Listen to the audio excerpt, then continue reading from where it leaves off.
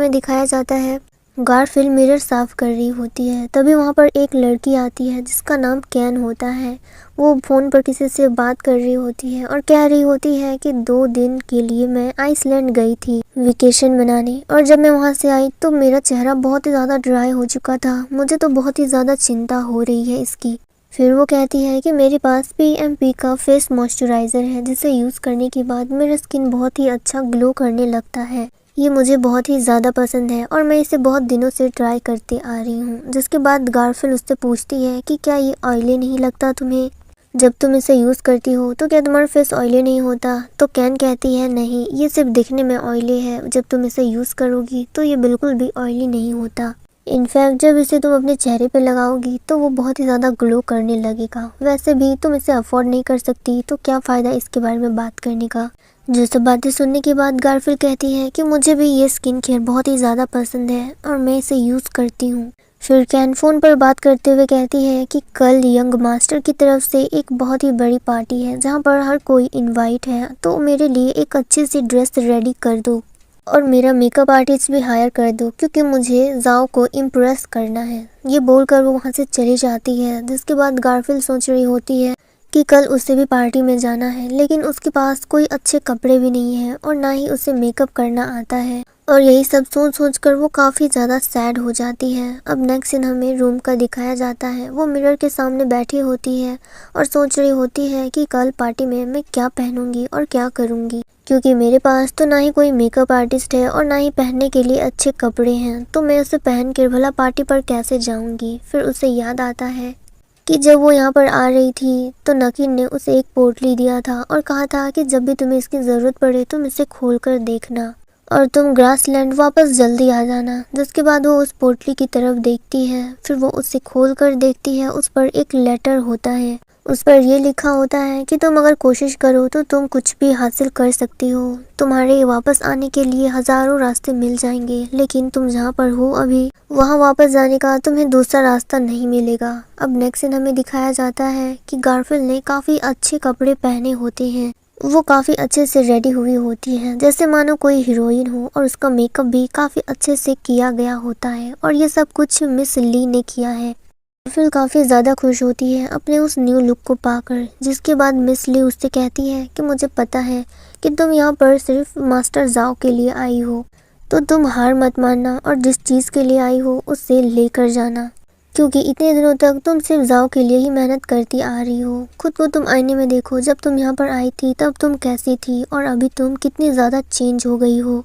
तुम इतना याद रखो कि तुमने जितनी भी मेहनत की है तुम उसे ज़ाया मत जाने देना। जिसके बाद गारफील्ड कहती है कि तुमने बिल्कुल सही कहा। फिर मिस ली कहती है कि तुमने अब तक बहुत कुछ सहा है, तो आज पार्टी में तुम्हारे दिल में जो भी बातें हैं तुम वो सब कुछ मास्टर जाओ से जाकर कह देना। कम से कम उसे पता तो चले कि तुम इतनी दूर आखिरकार उसके लिए आई हो और तुमने खुद को इतना ज़्यादा चेंज किया है सिर्फ मास्टर जाओ के लिए। जिसके बाद मिस ली कहती है कि अब तुम पार्टी में जाने के लिए तैयार हो, वहाँ पर जाके तुम अपना कमाल दिखाना और मिस्टर जाओ को सब कुछ कह देना। वो तुम्हारा ये न्यू लुक देखकर बिल्कुल हैरान ही रह जाएंगे। अब नेक्स्ट हमें पार्टी का सीन दिखाया जाता है।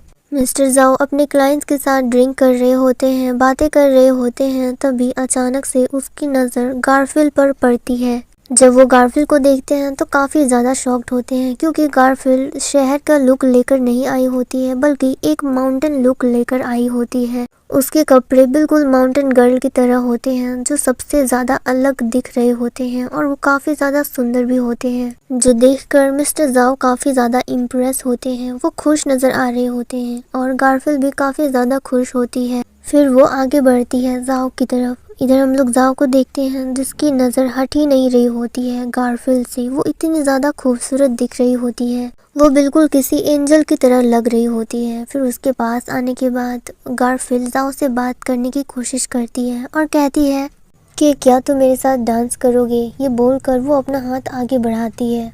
जाओ भी उसके साथ डांस करने के लिए मान जाते हैं। वो भी उसका हाथ पकड़ने ही वाले होते हैं। तभी वहाँ पर कैन आ जाती है और वो जाओ का हाथ पकड़ लेती है और कहती है कि हमें गुड न्यूज़ अनाउंस कर देना चाहिए। हमारी एंगेजमेंट की बात तुम्हें इन सबसे कह देनी चाहिए। आखिरकार ये बात हम लोग कब तक छुपा कर रखेंगे। कैन की वो सब बातें सुनकर गारफील्ड तो काफ़ी ज़्यादा शॉक्ड होती है और वो जाओ की तरफ देखती है। जाओ भी उस पर कोई रिएक्ट नहीं करता और सबके सामने अनाउंस कर देता है। जाओ ये बात सबसे कहता है कि वो कैन से बहुत ही ज़्यादा प्यार करता है और उन दोनों का एंगेजमेंट भी होने वाला है। जो सब बातें सुनकर गारफील्ड का तो दिल ही टूट जाता है। वो काफ़ी ज़्यादा शॉक्ड होती है और जाओ और कैन को देख रही होती है। उसे तो यकीन ही नहीं हो रहा होता है कि वो ये सब कुछ सुन भी रही है। कैन काफ़ी ज़्यादा खुश हो रही होती है और इधर दूसरी तरफ गारफील्ड को यकीन ही नहीं आ रहा होता है। वो एक पल में वो सारे मोमेंट्स याद करने लगती है जो उसने जाओ के साथ स्पेंड किया था जब वो उससे बात कर रही थी। वो सब कुछ वो सोच रही होती है कि जाओ ने एक बार भी नहीं सोचा कि उसे कैसा फील हो रहा होगा, उसे कितना ज़्यादा बुरा लगा होगा। जिसके बाद वो सैड होकर वहाँ से चली जाती है और जाओ उसे बस देखे जा रहा होता है। अब हमें नाइट का सीन दिखाया जाता है। गारफील्ड सड़क पर अकेले टहल रही होती है। वो खुद से काफ़ी ज़्यादा सैड होती है और उसने प्लान बना लिया होता है कि कल सुबह होते ही वो ग्रासलैंड वापस चली जाएगी।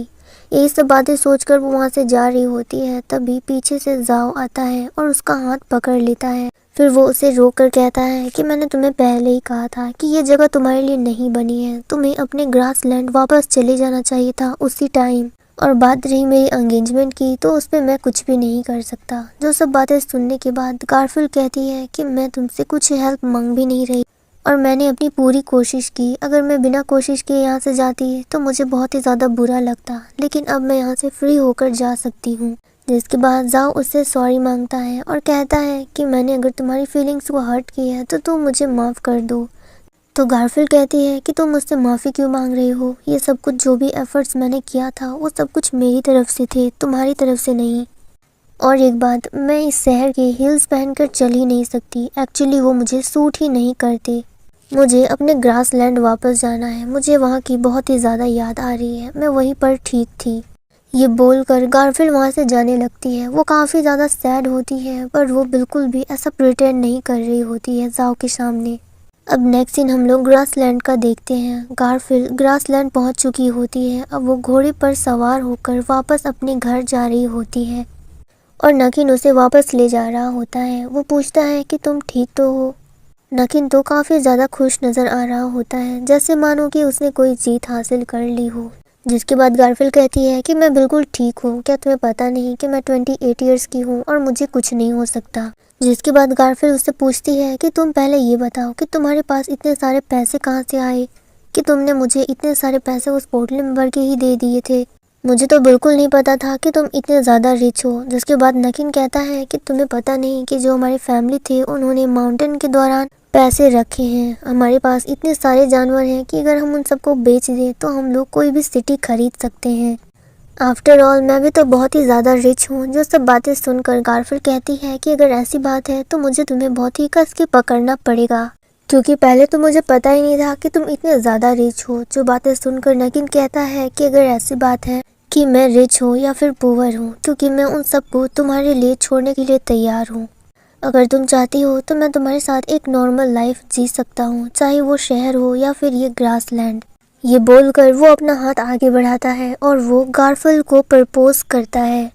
और इतने में हम लोग देखते हैं कि वहाँ पर जाओ आ जाता है और वो सब सेम बातें जाओ भी कहता है। अब वो कहने लगता है कि एंगेजमेंट की बात जो भी थी वो मेरी फैमिली का डिसीजन था, मेरा नहीं।